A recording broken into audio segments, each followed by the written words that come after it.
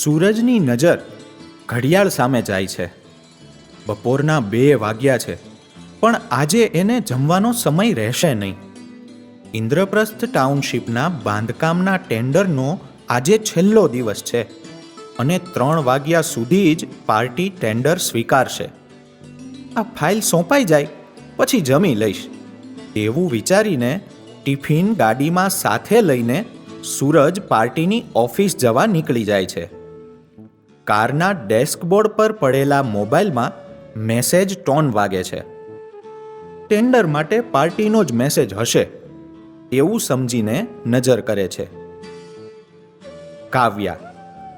નામ વાંચતા જ ગાડીની સ્પીડ ઘટી જાય છે. ચાલુ ગાડીએ પણ કાવ્યાનો I lost my smile message વાંચે છે.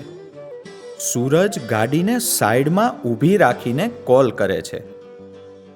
બોલ કાવ્યા, તારી સ્માઇલ પાછી લાવવા માટે હું શું કરી શકું? કાવ્યા કહે છે, સૂરજ, આજે મારા પતિના પગનું ઓપરેશન કરવું પડે એમ છે, એટલે એમને લઈને હું શાલ હોસ્પિટલમાં આવી છું. અને એનો સ્વર રૂંધાઈ જાય છે. સૂરજ કહે છે, ડોન્ટ વરી, હું આવું છું. ગાડીનો યુટર્ન લઈને શાલ હોસ્પિટલમાં જાય છે. જનરલ વોર્ડમાં કાવ્યાનો પતિ મુકેશ સૂતો છે, જેના પગમાં સળિયો નાખવાનું ઓપરેશન તાત્કાલિક કરવું પડે તેમ છે. સૂરજ પરિસ્થિતિ જાણીને ગાડીમાંથી ચેકબુક કાઢીને 50,000નો ચેક લખીને કાવ્યાને આપે છે અને કહે છે કે હું હમણાં જ એક ટેન્ડર જમા કરાવીને પરત આવું છું. થોડું અર્જન્ટ છે. ગાડીમાં બેસીને કાચ ચડાવતા સૂરજ કહે છે, હું કામ પતાવીને તરત આવું જ છું. કાવ્યા હળવી સ્માઇલ આપે છે અને સૂરજ હોસ્પિટલમાંથી નીકળી જાય છે. કાવ્યા પરમારે કોલેજ પૂરી કરી ને તુરત જ તેના પિતાજીએ લગ્ન કરાવીને સાસરે વળાવી દીધેલી. લગ્નના 5 વર્ષ પછી તેના પતિ મુકેશનું એક્સિડન્ટ થયેલું અને બંને હાથ કપાઈ ગયેલા. મુકેશ હવે કમાઈ શકે તેમ નથી, એટલે ઘર ચલાવવા અને દીકરીનો ઉછેર કરવા માટે કાવ્યાને કામ કરવું પડે તેમ હતું. કાવ્યાએ તેની બહેનપણી પાસે કોમ્પ્યુટર શીખ્યું અને પછી સૂરજ કન્સ્ટ્રક્શનમાં સર્વિસ જોઈન્ટ કરી. સૂરજ કન્સ્ટ્રક્શનમાં 5 વર્ષના સમયગાળામાં કાવ્યા હવે ઓફિસ વર્કમાં તૈયાર થઈ ગઈ હતી. સૂરજ કન્સ્ટ્રક્શનનો પત્રવ્યવહાર અને ટેન્ડરની ફાઇલો, પાર્ટીના બિલ તેમજ ઇન્ટરનેટના માધ્યમથી સર્ચ કરીને સસ્તું અને સારું બિલ્ડિંગ મટીરિયલ ક્યાંથી મળી શકે તેમજ બહારની કંપનીઓની સ્કીમ અને ડિસ્કાઉન્ટ અંગેની ચર્ચાઓ કરીને ટેન્ડર ફાઇલ તૈયાર કરતી, જેથી ટેન્ડર પાસ પણ થઈ જાય અને સૂરજ કન્સ્ટ્રક્શનને નફો પણ થાય. કાવ્યા જ્યારે હળવી સ્માઇલ સાથે સૂરજને નવા પ્રોજેક્ટ માટે ટેન્ડરની વિગતો સમજાવતી ત્યારે સૂરજ કહેતો, કાવ્યા, આ એક તારું માઇન્ડ અને આ બીજી તારી સ્માઇલ બંને મારા માટે ખૂબ જ લકી છે. ખરેખર તો મારે તને કંપનીના નફામાં ભાગ આપવો જોઈએ. કાવ્યા હળવી સ્માઇલ સાથે કહેતી, સાહેબ, પગાર સમયસર મળે છે એટલે હું ખુશ છું. સૂરજે એકવાર કાવ્યાને તેના જન્મદિવસ પર સોનાનો ચેઇન ગિફ્ટ આપેલો અને કાવ્યાએ આ ગિફ્ટનો ઇનકાર કરેલો. સૂરજના આગ્રહ સાથે તેણે ખૂબ સંકોચ અનુભવીને ગિફ્ટ સ્વીકારેલી, પણ તેને આવી રીતે કોઈ મોંઘી ગિફ્ટ લેવાનું પસંદ નહોતું, એટલે એ ગિફ્ટને એણે ઓફિસમાં જ રાખેલી. 1 અઠવાડિયું કાવ્યા માનસિક રીતે ડિસ્ટર્બ રહી હતી અને સહેજ પણ ખુલીને હસી શકતી નહોતી. સૂરજ પણ કંઈક ખોટું થયું છે તેવું અનુભવી રહ્યો હતો. એટલે એક દિવસે સૂરજે કાવ્યાને ઓફિસમાં બોલાવીને કહ્યું, આઈ એમ સોરી, તું ગિફ્ટ રિટર્ન કરી શકે છે. કાવ્યા ગિફ્ટ રિટર્ન કરીને જતી હતી ત્યારે સૂરજે કહ્યું, સ્માઇલ પ્લીઝ. હું તને ઉદાસ જોવા નથી ઈચ્છતો. તારા ચહેરાની સ્માઇલ ડિસ્ટર્બ થાય તો મને નિસંકોચ કહેજે. તારા આત્મસન્માનને મારા સલામ છે. તું પ્રામાણિકતાથી જીવનમાં સંઘર્ષ કરે છે, પરંતુ જીવનમાં ક્યારેય એવી કોઈ મુશ્કેલી સર્જાય અને તું હસવાનું ભૂલી જા અને તારી પાસે કોઈ રસ્તો ના હોય ત્યારે મને કહેજે. તારા ચહેરા પર સ્માઇલ લાવવા હું મારાથી બનતા બધા પ્રયત્નો કરીશ. સૂરજના આવા શબ્દો સાંભળીને કાવ્યાની આંખો ભીની થઈ ગઈ હતી અને ભીની આંખો સાથે એણે દિલથી ખુશ થઈને આભાર માનતી હોય તેવી રીતે મસ્ત મજાની સ્માઇલ આપી હતી. ત્યાર પછીથી કાવ્યા જ્યારે પણ સૂરજની સામે આવતી ત્યારે દિલથી હળવું સ્માઇલ આપતી હતી. સૂરજ કન્સ્ટ્રક્શન દિવસે ને દિવસે પ્રગતિ કરતું ગયું.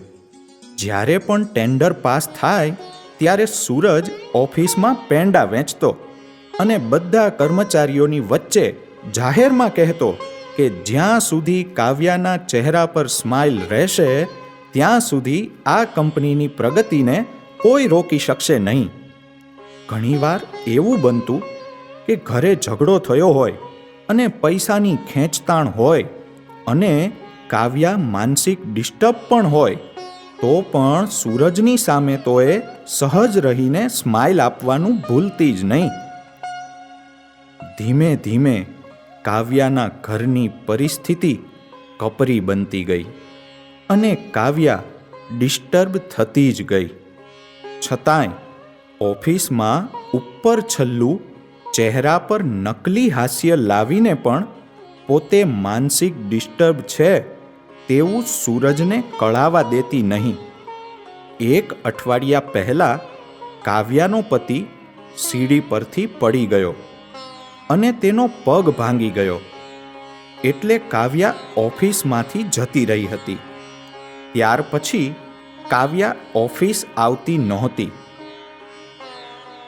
ઇન્દ્રપ્રસ્થ ટાઉનશીપનું ટેન્ડર રજૂ કરવાનું હતું, પણ કાવ્યાને ફોન કરીને તેને ડિસ્ટર્બ કરવી નથી એમ સમજીને સૂરજે જાતે બેસીને બીજા કર્મચારી પાસે ટેન્ડર તૈયાર કરાવ્યું અને આજે તેને રજૂ કરવાનો છેલ્લો દિવસ હતો.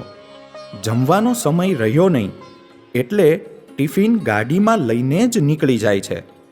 કાવ્યાનો મેસેજ આવે છે એટલે હોસ્પિટલમાં જઈને તેને મદદ કરીને ઇન્દ્રપ્રસ્થ ટાઉનશીપની ઓફિસે જાય છે. ટેન્ડર ફાઇલ રજૂ કરે છે અને ઉતાવળમાં ફરી પાછો શાલ હોસ્પિટલ પહોંચી જાય છે.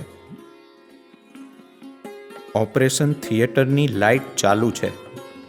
થોડીવાર પછી લાઇટ ઓફ થાય છે અને ડૉક્ટર બહાર આવીને કહે છે, હવે પેશન્ટને તેમના રૂમમાં લઈ જાઓ. હમણાં થોડા દિવસ તેને સંપૂર્ણ આરામ કરાવજો. ઊભા થવા દેતા નહીં હો. મુકેશ હજુ ભાનમાં આવ્યો નથી. મુકેશના મોટા ભાઈ અને ભાભી કાવ્યાને જમી લેવાનું કહે છે. ભાભી રૂમમાં છાપું પાથરીને ટિફિન ખોલે છે. પરિસ્થિતિ નોર્મલ થઈ જતાં સૂરજ કાવ્યાને ઈશારાથી કહે છે કે હું જાઉં છું. કાવ્યા તેને ભીની આંખોથી થેન્ક યુ કહીને હળવું સ્માઇલ આપે છે. કાવ્યાની બંને આંખોમાં આંસુ હતા, પણ એકમાં દુઃખ હતું અને બીજીમાં સુખ હતું. સૂરજ તેમના રૂમમાંથી નીકળી જાય છે. જમતા પહેલાં કાવ્યા ઠંડુ પાણી ભરવા માટે વોટર રૂમ તરફ જાય છે. પાણી ભરતા ભરતા બહાર નજર કરે છે તો સૂરજ કારના ડેસ્કબોર્ડ પર ટિફિન ખોલીને જમતો હોય છે. કાવ્યા પર્સમાંથી મોબાઈલ કાઢે છે અને સૂરજને મેસેજ કરે છે, thanks for bringing my smile back. અને પછી હળવાશથી સૂરજની પ્રતિક્રિયા તરફ નજર કરે છે. જમતા જમતા સૂરજ મેસેજ વાંચે છે અને એકલો એકલો મંદ મંદ હસે છે. આજે કાવ્યાએ પહેલી વાર સૂરજના ચહેરાની સ્માઇલને આટલી ધ્યાનથી જોઈ. કાવ્યા એક ક્ષણ માટે આંખો બંધ કરીને ઈશ્વરને પ્રાર્થના કરે છે, હે ઈશ્વર, મારા ચહેરા પર સ્માઇલ લાવનારા આ માણસના ચહેરાની સ્માઇલને તું સાચવજે. આંખો ખોલીને જુએ છે તો સૂરજે ટિફિન પેક કરી નાખ્યું હોય છે અને નીકળતો હોય છે. સૂરજની કાર દરવાજાની બહાર જાય ત્યાં સુધી કાવ્યા એને જોયા કરે છે અને પછી જનરલ વોર્ડ તરફ જાય છે.